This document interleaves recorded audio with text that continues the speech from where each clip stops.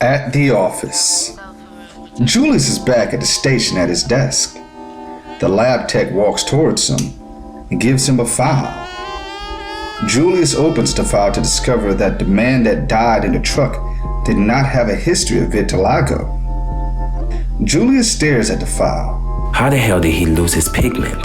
The chief, Richard, calls Julius into the office. The chief looks at Julius. This is your new partner, James. Show him the ropes. Goodbye. Hell no. I ain't got no time to be babysitting nobody. No offense. Julius peeps James in the break room at the bottom of the building. Julius observes that James actively seeks approval from other white officers, regardless of their character. Julius notices how James' viewpoints always take the stance of self-deprecation.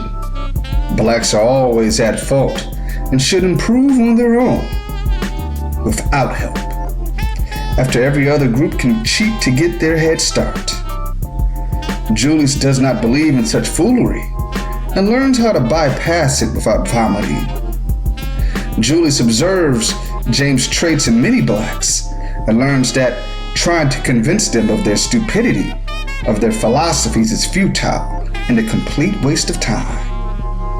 Conditioning works too well on these type of blacks. Their goals in life are simple: to have white people adore them. Julius has no hatred for any other group, but he feels that the energy and goals of blacks would be better suited elsewhere. One of the detectives in the department gets a call from the dispatch. He comes into the room, excited and out of breath. A maid just found 10 bodies in a hotel room stacked together, described as black men without any pigmentation. The chief looks at Julius. Get your ass down there and try to keep the press out of this shit. This is re-election time, says the chief with urgency. Julius hops in the car and the new detective follows him. As Julius looks in his pocket and pulls out a fake joint made of eucalyptus and mint, James looks at him hard. You can't do that. Disdainfully, Julius looks at James for a moment. James rolls down the window as they drive off. James starts coughing. Julius keeps puffing away. James asks what the chief means about it being election time. Julius puts his joint down. During the election period, a long-standing case such as a weird serial killer makes mayors look bad. All mayors like to say that they are tough on crime, and killers chew up so much press and headlines regarding crime. In the end, the mayor will put a lot of pressure on the chief to find a killer. James reaches his hand by the joint to take a puff. Julius' eyes buck. Hey boy, do you have a prescription for that? Says Julius with mock. James freezes. Julius yells. Well then put it down, nigga. I can't have no rookie breaking the law in front of me. Julius knows that James hasn't been assigned to him randomly. The chief tries to put James under Julius so that James can be more productive and have substance. James is an unproductive kiss ass that the chief and some other high tenure officers distrust. James recently got caught being too strong-handed with an influential black businessman in the downtown area named Devante. Julius is acquainted with Devante enough to know that sweet apologies mean nothing to him. And Devante intends to spend money to make sure that there will be punishment for James' actions. Julius has heard that Devante has contributed some significant funds to the campaigns of local councilmen and judges in the area. James is going to face some heavy-handed consequences. Julius wants no part of James' idiocy and is thinking of various ways to get out of having to babysit the man. Julius knows that James is a sinking ship that is looking to find anything he can keep him afloat. Julius pulls up to the Motel 8 in his old Cadillac and parks the car. There are lights everywhere and a few reporters on the scene. Julius knows that the reporters were using a police scanner. That is the only way the reporters could have known about the recent deaths or murders. Julius enters the lobby. The hostess is hugging the maid, trying to console her. Julius proceeds to go up to the 3rd floor. Julius opens the door to see the forensics team collecting their data. 8 bodies lay randomly in the room. The bodies are naked. James is visibly shocked at the presentation. The fuck happened here? Asked James. Julius squats around to look at the whole scene. Julius moves his head and looks around the room. Julius scratches his head. Someone invited these niggas here. He concludes.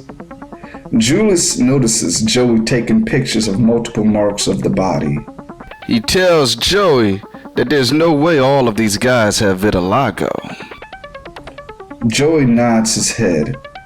Their skin is evenly pale. There are no dots or spots anywhere. It's like the blackness got sucked right out of them. Julius puts one index finger in the air and holds it. Joey shakes his head. I was just kidding.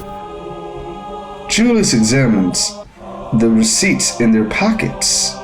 It seems that these men were all in Adams Morgan last night. The receipts showed multiple alcoholic drinks and pizza purchases in Adams Morgan last night. James examines the receipts. Looks like these guys were all rounded up and brought here. James is trying to figure out who it could be. James looks at the men. They all have wounds in their neck. And it seems like a lot of sex occurred here. Gold Magnum condoms are laying all over the bed. James comes to the conclusion that the guys were killed by gay men. For 10 bodies to be laid out like this, many men had to be involved. Julius looks at Joey. Check for sexual penetration of any sort. Joey is skeptical. From the visuals, it seems that heterosexual sex was the only thing involved. Julius hangs his head. That means that multiple women were here at the scene. Julius notices a slight bruising around the men's penis and pelvic area and points to it. Julius is also able to notice a secretion on all of the men's penises, the same secretion that is on Terrell's penis. The whereabouts of the secretion is unknown. The flow is slightly blue. Is it possible that someone was fucking these guys with a blue pussy or some new sex toy? Julius hypothesized. Everybody on the scene is dumbfounded, and it has been a long time since Julius felt so lost on a case. Julius then begins to wonder wildly if their melanin stolen for some new type of cosmetic purpose for tanning. Julius is unsure about the theory.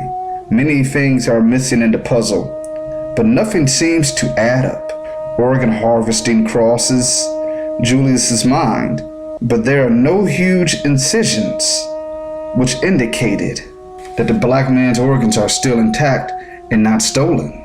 Julius awaits the forensics report. An officer tells Julius that he has been selected for a random drug test. As he arrives back at the police station, he smiles knowing that his analysis of James being a rat and tool against blacks is correct.